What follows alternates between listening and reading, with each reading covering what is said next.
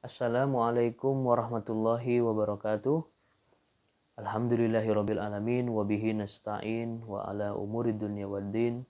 Wassalatu wassalamu ala sayyidil mursalin wa ala alihi wa sahbihi ajmain, amma ba'du.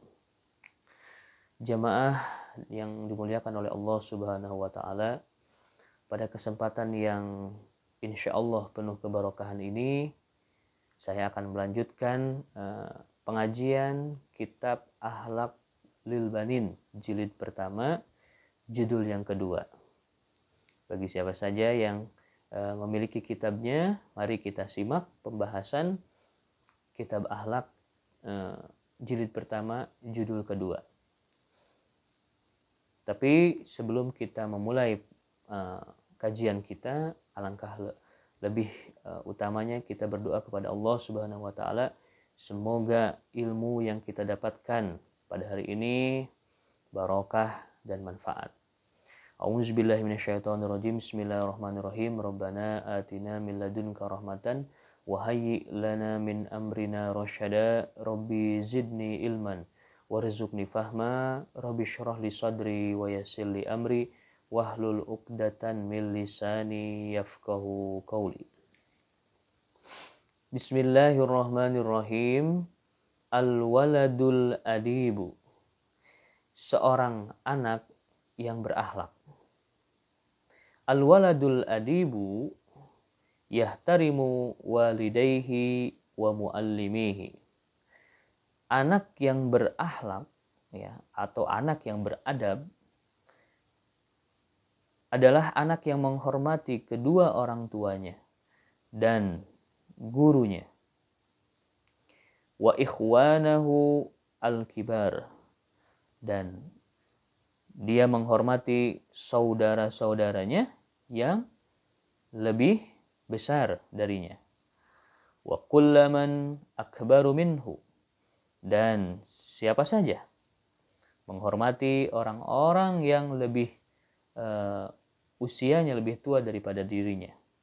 Wa yarhamu ikhwanahu as-sigar, dan menyayangi saudara-saudaranya yang masih kecil. Wa kullaman huwa asgaru minhu, dan siapa saja orang-orang yang lebih muda usianya dari dirinya.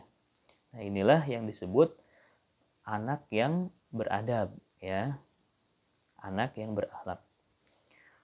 Allah Subhanahu wa taala mengajarkan kepada kita sebagai hambanya melalui perantara baginda Nabi Muhammad Shallallahu Alaihi Wasallam, bagaimana tata cara kita bergaul dalam kehidupan sehari-hari. Kita harus yang lebih utama adalah menghormati kedua orang tua kita.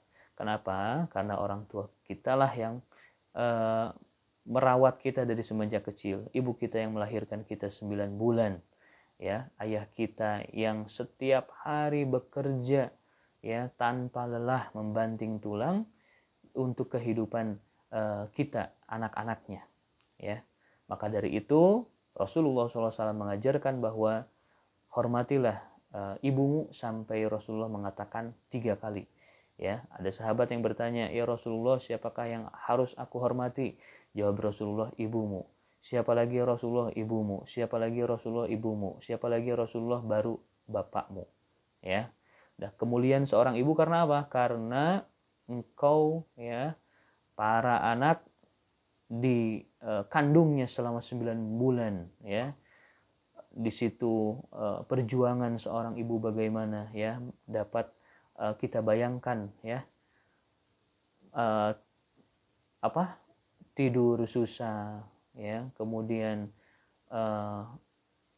melakukan apapun, ya, susah, ya, ketika kita dikandung oleh ibu kita, ya. Setiap saat, ya, ibu memikirkan kita pada saat kita dalam kandungan. Bahkan kata Rasulullah SAW, ya, doa seorang ibu itu seperti doanya seluruh para nabi dan rasul, ya. Tapi doa seorang ayah itu bandingannya seperti doa satu nabi saja. Bayangkan, ya. Nah, inilah yang memang menjadi perintah Allah di dalam Al-Qur'an juga, ya, bahwa Allah memerintahkan kepada kita semua untuk berbuat baik kepada kedua orang tua kita. Ya, sekalipun mohon maaf gitu ya, sekalipun mohon maaf orang tuanya kafir, anaknya beriman, orang tuanya kafir, tapi ketika orang tuanya menyuruh ya, menyuruh sesuatu ya, atau memerintahkan kepada anaknya ya di luar dari akidah, ikuti ya, taati. Tapi jika melenceng ya, orang tuanya menyuruh sesuatu yang memang harus berpindah akidah, nah maka tidak boleh ya, tidak boleh diikuti. Islam mengajarkan seperti itu. Kemudian guru ya, orang yang berakhlak itu harus menghormati kepada gurunya. Kenapa? Karena gurunya lah yang mendidiknya. Orang tua kita menitipkan kepada guru ya, seorang guru dari kecil kita dididik ya, dididik ilmu ya. Bagaimana kita bisa membaca ya, mengenal huruf ya, kemudian berpengetahuan. Nah, itu semua berkat jasa guru ya. Siapapun guru kita ya, jangan pernah kita lupa. Dari semenjak kita kecil sampai detik ini, jangan pernah sekali-kali melupakan jasa guru kita ya. Meskipun kita sekarang sudah berumur dewasa ya, sudah 30 tahun ya, sudah tua ya. Kalau di jalan raya bertemu dengan gurunya, maka sambutlah, cium tangannya, kemudian minta ridhonya ya. Itulah wasilah keberkahan ilmu ya. Ketika kita diajar ya, beliau dengan sungguh-sungguh mengajar kita ya, dan kita memohon kebarokahan ilmunya ya. Ada orang pintar tapi tidak barokah ilmunya ya. Gara-gara apa? Karena dia hanya sekedar mengejar pengetahuan saja ya, tapi dia tidak melakukan sesuatu ya, hal-hal yang mengundang kebarokahan ilmu. Begitu. Inilah yang harus kita pahami. Wa ikhwanahu al-kabir. Nah, saudara-saudara kita yang tua ya. Nah, semua siapa saja yang usianya lebih tua daripada kita, nah, wajib kita hormati, dan kita harus sayangi orang-orang atau saudara-saudara kita yang masih kecil ya, atau yang lebih muda usianya daripada kita, orang lain ya, tetangga ya, kemudian karib kerabat dan sebagainya. Wa yasduqu fi kalamihi, dan jujur dalam perkataan ya. Rasulullah SAW menyampaikan qulil haqqa walau kana murron, katakanlah yang benar ya, meskipun itu pahit ya. Qulil haqqa walau kana murron ya, katakanlah yang benar meskipun itu pahit. Wa yatawadau ma'an nas, dan tawadu di hadapan manusia ya, jangan sombong ya, jangan merasa diri punya jabatan, jangan merasa diri orang yang menjadi tokoh masyarakat, jangan merasa diri dianya yang lebih tinggi pendidikannya, nah, tidak boleh. Wa yasbiru alal aza, dan sabar atas celaan ya. Dicela orang ya, diomongin sama orang, sabar ya, karena manusia tidak akan lepas dari omongan orang lain ya.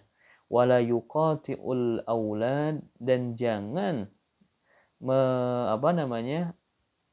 memukul anak-anak ya, dan jangan memukul anak-anak. Wala yatakhasamu ma'ahum, dan jangan bertengkar di antara mereka. Wala yarfa'u sautahu, dan jangan meninggikan suaranya, iza takallam au dhahik, ketika dia berbicara ya, ataupun tertawa. Berbicara dengan orang yang lebih tua ya, jangan ditinggikan suara kita ya, lebih dari orang tua yang kita ajak bicara, atau kita tertawa terbahak-bahak ya, sampai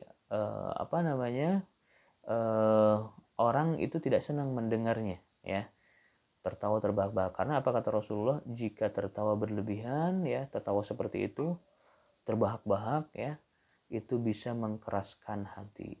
Ya, itu saja pembahasan dari judul kedua kitab Akhlak Libanin jilid pertama ini. Mudah-mudahan bermanfaat untuk kita semua, ya. Mudah-mudahan apa yang kita kaji menjadi keberkahan, ya. Kita lanjut nanti pembahasan kita di judul ketiga, ya, di kesempatan yang insya Allah akan datang. Ya, wabillahi taufiq wal hidayah, walakum minkum. Wassalamualaikum warahmatullahi wabarakatuh.